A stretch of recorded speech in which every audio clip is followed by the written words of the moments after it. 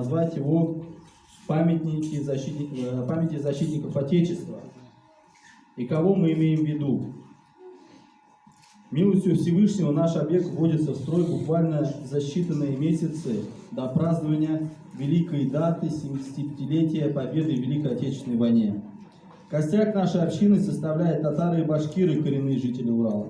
Практически в каждой семье коренных уральских мусульман бережно хранятся воспоминания и память об отцах и дедах, сражавшихся во имя свободы нашего Отечества. Но это справедливо и для семей наших братьев, приехавших из республик Российского Северного Кавказа, равно как и тех, кто прибыл к нам из Средней Азии.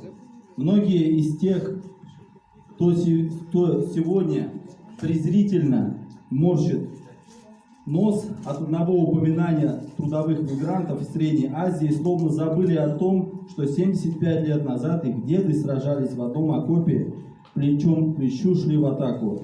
Не надо забывать и о том, что многие выходцы из Средней Азии попали на Урал во время Великой Отечественной войны для работы в тылу, на заводах, когда значительную часть уральцев призвали в Красную армию и отправили на фронт. Отсюда массово эвакуировали предприятия оборонного значения из Центральной Азии. Мало знают эти факты.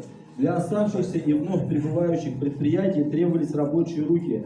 30 июня 1941 года при Совете народных комиссаров СССР был создан комитет по учету и распределению рабочей силы, и тысячи трудоармейцев были привезены из Узбекистана, Таджикистана и других республик на Урал и в Сибирь. В те трудные для страны годы отправка рабочих из Центральной Азии на Урал решала сразу две проблемы: обеспечение трудовыми ресурсами уральских заводов и подготовка обучения кадров для промышленных предприятий, которые были построены в республиках Средней Азии после войны. Очень непросто жилось нашим братьям на Урале.